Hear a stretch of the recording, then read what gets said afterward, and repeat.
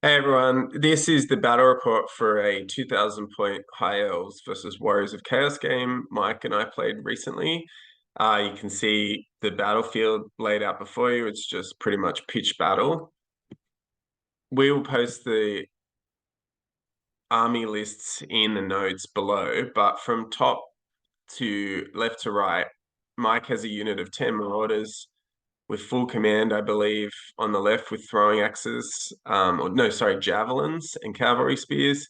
It has a Demon Prince here, level 4, flying using Daemonology. It had the armor that has Armor of Destiny, rerolling hits against you, and Lore Familiar. He has 10 Chaos Chosen warriors with the War Banner. He has a Chaos Spawn of Khorne here. They had full command, those Chaos Chosen warriors. There's 20 Chaos warriors there with the Stubborn Banner. Can't remember what it's called. Maybe it's Banner of Courage or something like that. Banner of Resolve. I'm not sure. And then a Chaos Chariot here and 10 chosen Chaos Knights with the Blasted Standard full command. Chaos. So these guys were Khorne, so frenzied, and so were the warriors too, which was interesting, and it'll play out in this game. For me, I've got a bolt thrower on that hill. I have 7 Dragon Princes in marching column, starting off there, full command, but nothing extra. A Lion Chariot. I have a Griffin, Battle Standard Bearer, Noble, with Dragon Helm and the Seed of Rebirth, I think I gave it. It might have been the Opal Amulet, but probably the Seed of Rebirth. Had a longbow, lance, full plate armor, shield.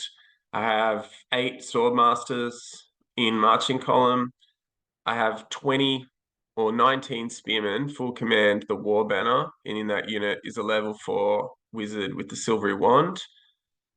I've got Handmaiden General here with the Horn of Isha, and she has 12 Sisters of Avalon with her. To the right, just under the dragon's wing, you can see 5 archers set up in marching column, and then there's a dragon mage who had the armor of meteoric iron, talisman of protection, and drew hammerhand. So for spells, I was using high magic on the wizard and drew everything except walk between worlds. I won the ability to go first, and all I did was move my sisters into the wood, marched up my archers, pivoted my dragon a little bit. So the shooting was pretty ineffective. I got 2 wounds from the chariot, for incredibly one with the BSB longbow. And otherwise, nothing much happened. But then we've put this shot in because one of the rules-based questions was how ballistic skill 6 plus modifiers count. And while I think it's ridiculous the way they do work and convoluted, I'll have to bite the bullet about the modifiers to hit instead of the modifying to ballistic skill, which just would make it cleaner and much more simplistic. So really, they didn't do much in this turn. However, then Mike has his turn, so he mostly moves everything up. I think they're marching. The demons just moved, so can still cast spells. But what you can see is these knights have failed failed a charge. The chariots come forward, so that next turn it'll be within striking range of the spearmen. But we've spoken in another video too earlier about how you can redirect charges, knowing that they were frenzied beforehand. This little archer dart of 5, which is pretty much there for this reason, was able to triple march over to the right-hand side, angle itself in a way that the knight, within the knight's maximum charge range, so to declare a charge, and they failed that moving forward, which was a great start for me. Unfortunately for me, on the next turn, my Dragon Mage, poorly positioned by me, failed its impetuous test and had the option of charging the Chaos Chosen Knight or the Chariot. I'm not sure whether I made a mistake here. I mean, I could have gone for the Chariot. Really, it was a long bomb either way.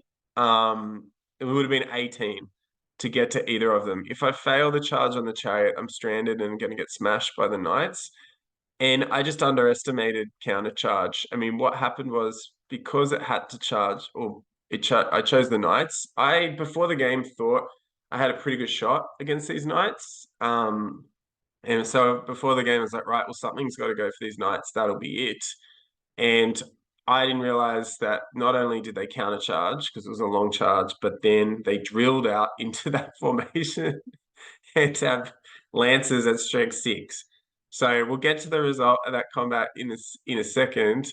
But ultimately, well, I'll describe the combat because we might as well. But I lose this combat, so I get in, hammer hand works. I try to challenge the champion. He demurs to the sidelines, and I deal one. I think I kill one on the charge. So I didn't get a lot off, unfortunately. Then in reply, I took about 8 wounds, I think, saving well, I had 2 5+ saves, so I got it down to 3. And then I only rolled 1 for the stomp, and I don't think it went through the armor. So I lost by 2 in the end. So there was the standard, I had close order, he had close order, maybe I lost by 3. And regardless, I had to fall back. Even if I passed the test to fall back in good order, I'm double outnumbered. So I'm just breaking. And I did. So I broke anyway, and I had to run. And that will be shown in the next couple of slides.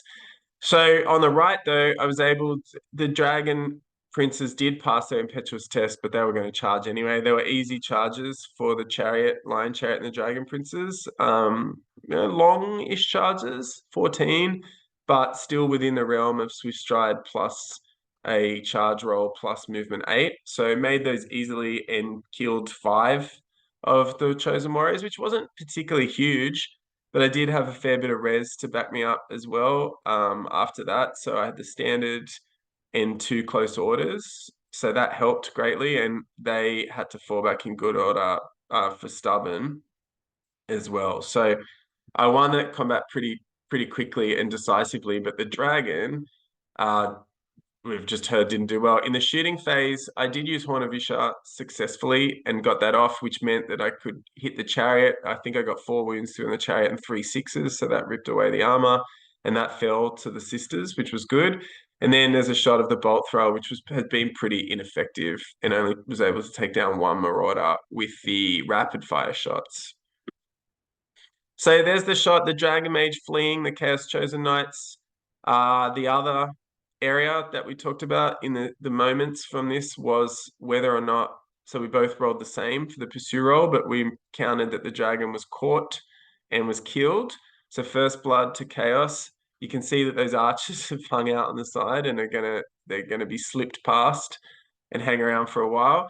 On the left, again, I did a big video earlier on the redirection and the different shenanigans of movement after you win a combat. And here, the Dragon Princes were able to reform, and then their pursuit roll took them into the Demon Prince. So that was very interesting. I chose to do that just because I had a long time to think about this. I could have reformed to go into 3 wide to maybe go after those Chosen Warriors, but I felt like, well, something's got to go after the Demon Prince. And miraculously, we're going to talk about this combat in a second. I thought I had to have a crack at him. Otherwise, especially with the dragon dead, I wasn't sure if he would then start to run amok.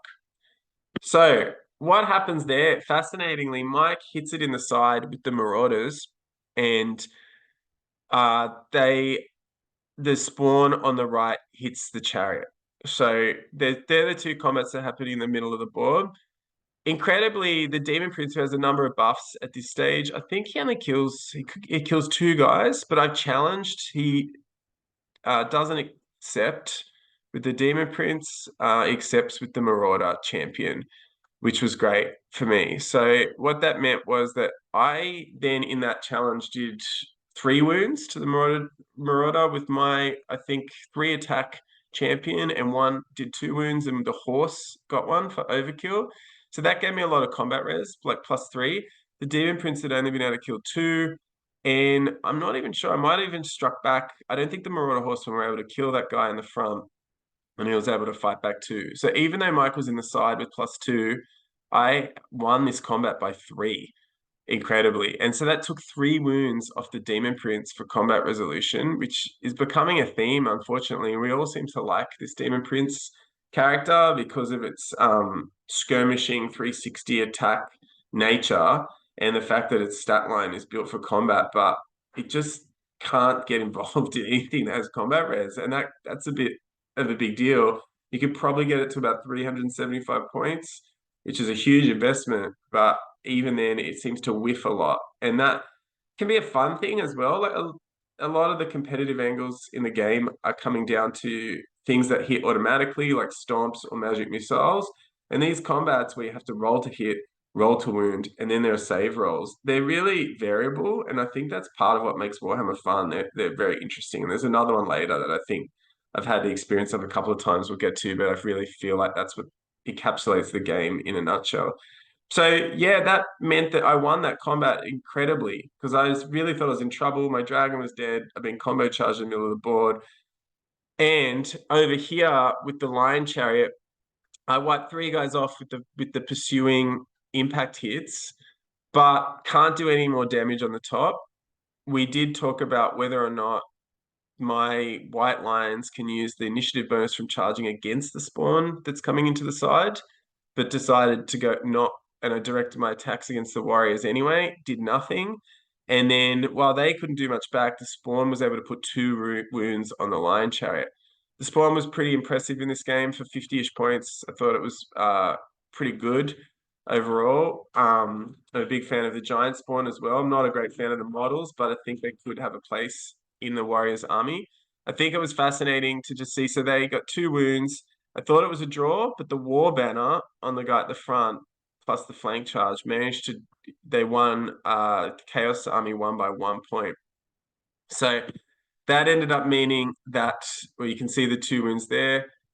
That my lion chariot flees. So on the right hand side, you can see it's fled behind the Demon Prince, making its way off the board, but as discussed in the video before, my Dragon Princes are able to then again test to reform instead of following up, and they do, facing away from that combat, the Demon Prince and the Marauders, which they'd had enough at this stage. I mean, I could follow up again on the Demon Prince, but it seemed to me that it wasn't. I think at that point, he might have been up to potentially toughness 6. But with the armor, I'm not sure if I would have just got lucky, even with the standard, whether it would have been worth it. But it's worth knowing. I think about that maybe I could have gone for it there as well. But I decided not to. So what you see on my next turn is me just sort of resetting. And it's interesting how the game sort of resets after that first flay of combats. But what I've had to do, I've charged the chosen warriors who fled from my charge, and then I've redirected again, drilling out into the spawn. So I've felt like now it's probably safe for my Griffin to land in the middle. He was out of the line of sight of the Demon Prince, but thinking about it now, maybe being a large target, the Demon Prince could have flown over the top after him, but with the BSB and that save might have been a bit of a dicey deal for him as well. So I had to move my Spearmen forward. You can see there's a Tempest there in front. The Tempest was pretty good for me in this game, particularly later on, but forcing just a slowdown of movement, giving me an extra turn, and Mike being out of dispel range meant that it sort of hung around in that spot for most of the game. The Sword Masters have drilled up on the side as well. They're trying to get out of the Spearmen are definitely out of the charge range of the Chaos Chosen Knights, which are coming around the bend. Because you can see here, they've pivoted. They're going to move through this area. There's a line here around this forest that I had to evade, but I had to march my sisters out to get out of that charge arc, so they didn't do any shooting that turn. Good old archers have reformed up here. Not going to do much for the rest of the game, but they live. And then I continue the bolt throw, which had taken a wound for the javelins. I had a shot here on the Marauder Horsemen, and we agreed they were skirmishers. They didn't have ranks, and I couldn't get through and through. But spraying them with rapid fire bullets or bolts, I still only was able to do one wound. So not too impressed with rapid fire, to tell you the truth.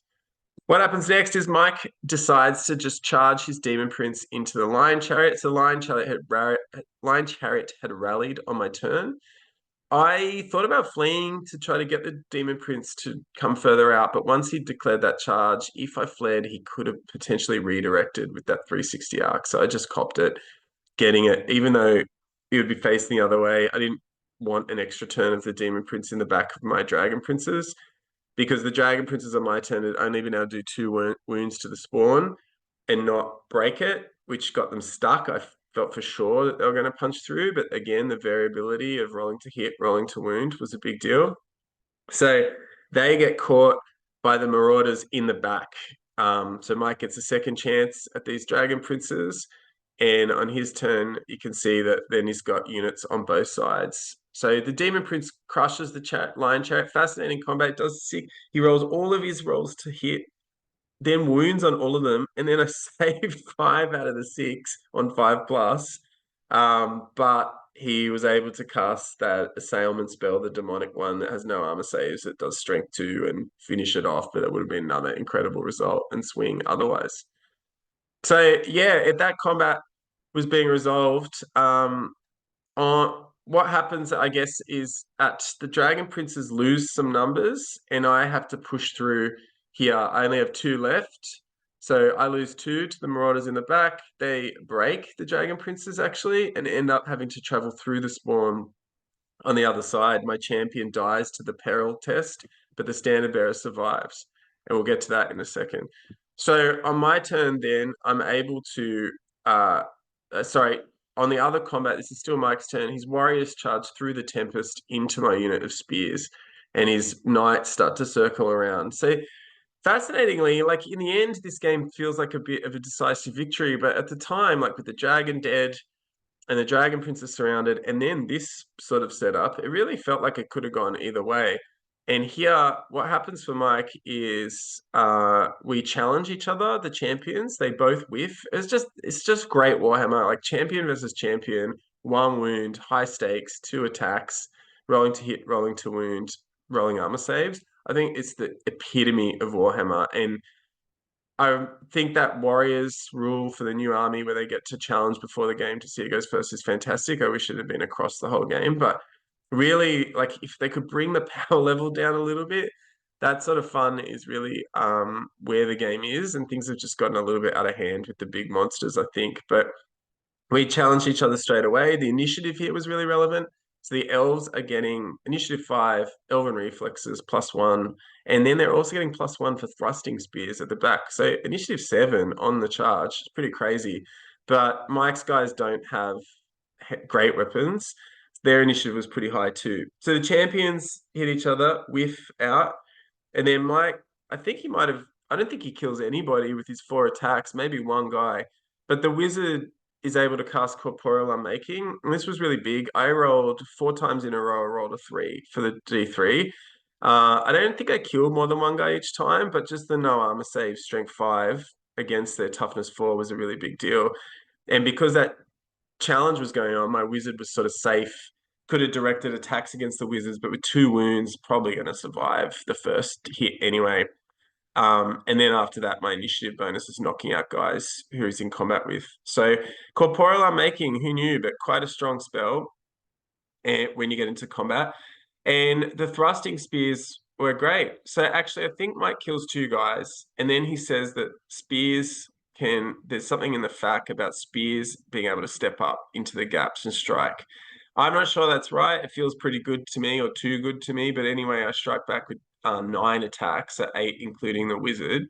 And I kill at least 3 guys. I think I killed 3 guys from that, which was great. So the spears are really good. And I have the war banner on my guys, and I end up winning combat, which is wonderful. The Chaos Warriors, sadly, still no good, because I wasn't really hot on High Elf Spearmen here either, but they won, and they won mostly because of having spears, and Mike used Stubborn and moved backwards, and I followed up.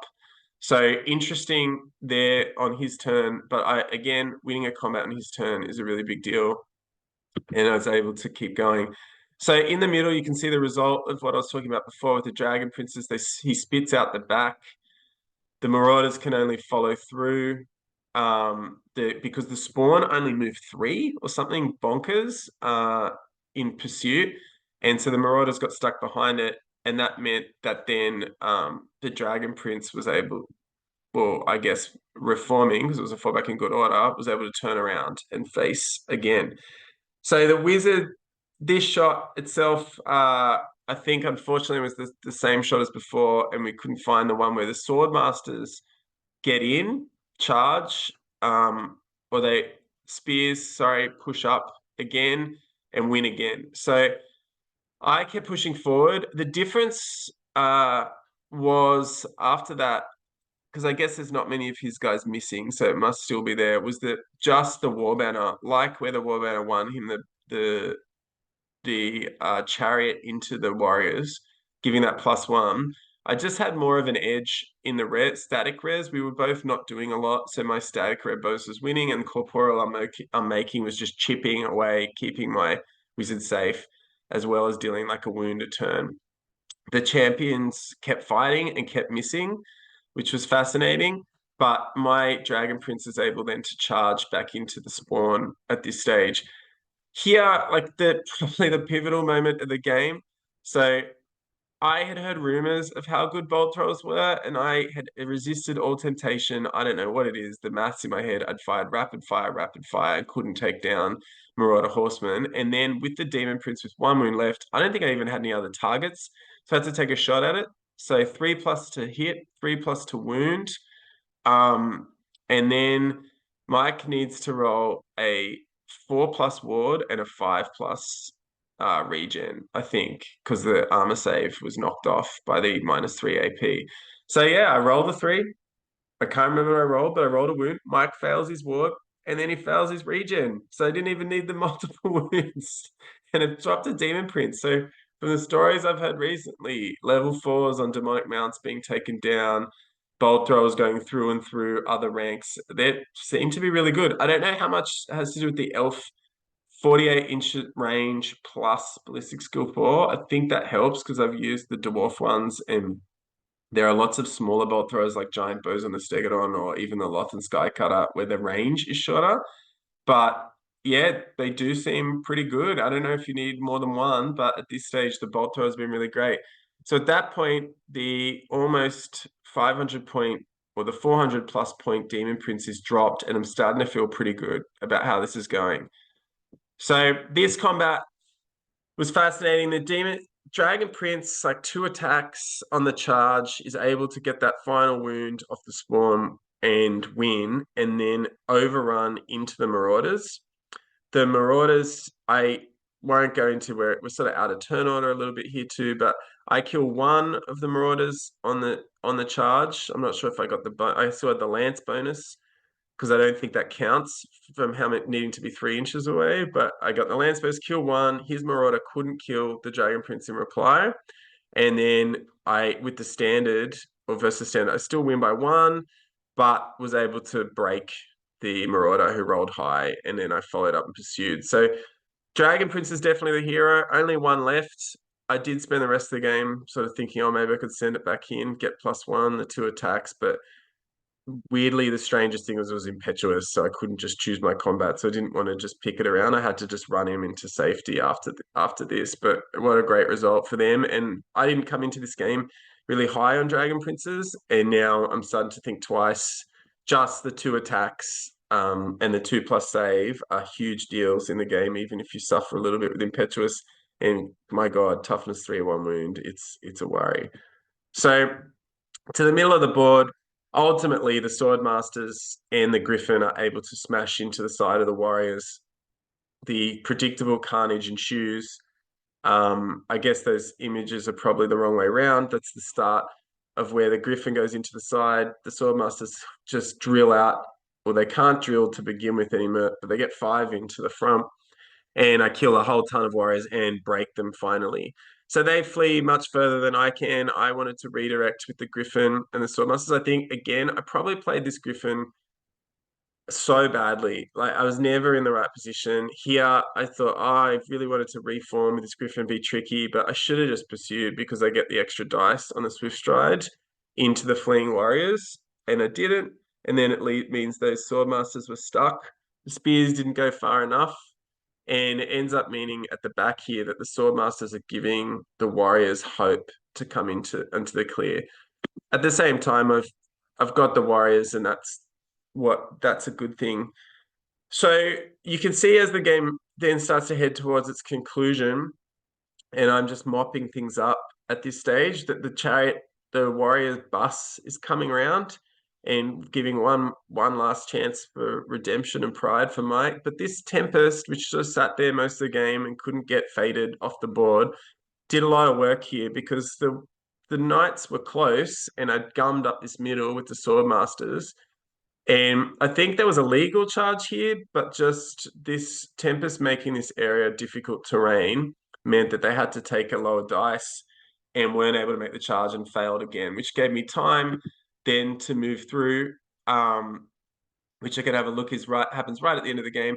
But you can see the spears make that final charge. Why not? Really, that unit strength outnumbering is such a bigger deal than I thought because stubborn is such a big deal. Falling back in good order is such a big deal that being able to negate that falling back in good order from the break test. By this stage, my res, I'm coming in, I think 3 higher on the charge, and you just can't do enough backwards. Warriors, at this combat, we renewed the challenge because it was a new one, and the spear champ whiffed, but the Chaos Warrior champ didn't this time and killed it. However, not much damage was done on both sides, and the res is too great, and the Warriors flee. The spears pursue off the board and catch them, and that's them just coming back on the last turn. But a great result for the Spearmen. Like you can see, pretty much pushed back the Warriors most of the board after looking like they were going to get smashed, and probably put it down to War Banner and Corporeal Unmaking to some extent. So at the end, you can see this is really the final position. The sisters had just sort of stayed in that wood the whole game, dodging the knights, picking them off a little by little. The bows didn't do much. The bolt thrower to the left actually knocked down a couple of knights going through the ranks through and through from the side, which was great. So the one-shot bolt is definitely good. The Swordmasters here had just marched as far as they could to get out of the range of the knights. And then the Griffin had just sort of pursued that last unit who hadn't really made it too far off the board for the points and had reformed back into the middle. But that's really where it all ended up. So it was a big victory for me. 1,400 and so points to 500 and so points. So pretty decisive. I think the takeaways are just really bad at setting up charges. So I won the dice rolls, I nearly always do. It's incredible to go first. And I thought about going second, to tell you the truth, because I sort of wanted to sit back. But what I realized is, like on the video that I did with the redirection, I just sort of should have set up at the range I wanted to be at. Because what happened was that by letting Mike come forward, I didn't get to coordinate units properly. And that's what the game is all about and where the skill, I think, is enjoyable. So you really want to make sure that your units have, like, there's an anvil unit that can take a charge, and then there are units that are set up in a way that they can support at that point of the charge.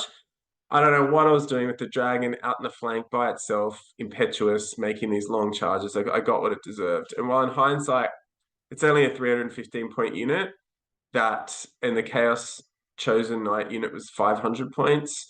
At the same time, like, it's just a waste. I should have thrown it into the Marauders and just let it rip around doing whatever it wanted, isolating smaller units, because I had the protection there that it wasn't going to take a lot of damage. But yeah, I got to learn to coordinate better. I guess playing Lizardmen, which I've realized, especially in this format where they're probably a bit weaker as a legacy army, I've had to learn to push them forward and coordinate on the move. Whereas here with the High Elves, especially with the power of the Bolt Thrower sisters, I probably want to sit back more and counterattack. You've got to put some things in cover because the toughness is so low. So I'm gonna have to learn to do that better. It was pretty bad. Underneath that, idiot combat is just about res. There are a lot of things that are making people, I suppose, like, good players will always try to control the game where they can, but the fun of Warhammer is in the dice and what occurs there, and that's really I hope not too much of it gets taken away with things like stomps, magic missiles, movement redirection. You can see in the players that are good, they just try to limit the role of chance in the game. So what happens when you join combat is, anecdotally, there's just so much whiffing, but there just is, because you're rolling 3 times to try to kill something. And that means you just don't kill a lot. Like, it's good to get lines out of things and get attacks, but you still only kill 2 or 3 models. I, for one, am pretty happy that rank bonuses are sort of limited to some extent, but it is still just a fight for res. And the big pieces here that were unsupported, the Dragon Mage being unsupported meant that it just died to that unit strength issue and it needed to be in there supporting something. It wasn't good enough on its own, but I guess it was up against a massive unit. Underneath that, the Demon Prince, fascinatingly, probably could have held its own by itself. We'll never really know. But losing to res because of the killing the Marauders. At the same time, like I think, my Demon Princes was started +2. So he's got to kill a lot. And if you roll like, 3 2s to hit out of 5, you're in trouble. And that's a big part of the game, I think, that the res I think is about where it should be, and mostly it's in the maneuvering where there's maybe a little bit too much freedom for skirmishes and a little, or just the ability to march or to reform might need to be constrained a little bit more naturally. But I think maybe res is where it should be. However, the game needs to be won by you win by getting flank charges and increasing a res, and that itself is great because you sort of have your two units fronting each other, and then it's what happens on the margins not only influences those margins, but influences the ability of those anvil units to uh, one of them to win. So while that combat in the middle with the warriors and spears was great fun, and it just sort of went back and forth, ultimately the swordmasters and the griffin getting into the sides broke it open. And it was fascinating to see how Mike, with his Demon Prince spawn and Chosen, couldn't really just crack the can on the Demon Princes, sorry, the Dragon Princes as well. It felt more lucky otherwise, but ultimately it comes down to res. So finally, I guess that's a bit that I feel there's probably ground to get better at, but I'm still not sure how. It's just this combat aftermath. So what happens with giving ground and falling back in good order is they go further than you think, and it changes how the way you've positioned units in other senses to then be able to charge. I was so bad with this Griffin; it was unbelievable. Like it was too passive when it needed to be passive, when it needed to be assertive. I was trying to keep it out of the range of the Demon Prince. Um, and then so it meant it did really nothing for the first part of the game. And then when I tried to angle it to get into this combat with the warriors, I kept getting the facing wrong because even though it's pretty massive facing, get it wrong because they would move back 11 or they would move back 2 or something. And it's really a skill that I've got to get better at this. It's hard to play the averages because whether they go big or go short, it really changes everything massively. So on top of that, and in the videos we put back before, whether or not you can test to reform, test to restrain, or test to restrain so you can reform. Sometimes you're doing both. Even if you're frenzied, you can reform at the end of some of those moves, like overrun. You've got to test, but you can still do it. The flexibility that gives you is not in any of the games versions of this game I played before, and I think it's amplifying some of the big things that are hard to deal with already and making them just so much more. Well, there's so much less you can do about it because they can still just get into combat after combat. So you've got to get better at how that works. There are some funky little like promising things that you can do. So if a unit charges and you flee, it doesn't get to reform after that. So if you can get fleeing from a charge with charge redirection might be the best way to do it because if you get caught and they destroy the unit, they can reform. If they get caught on the overrun, they can reform, and then you might have given them a few extra inches as well. So maybe this fleeing without going off the board is the best because then the angle that the unit is at stays the same.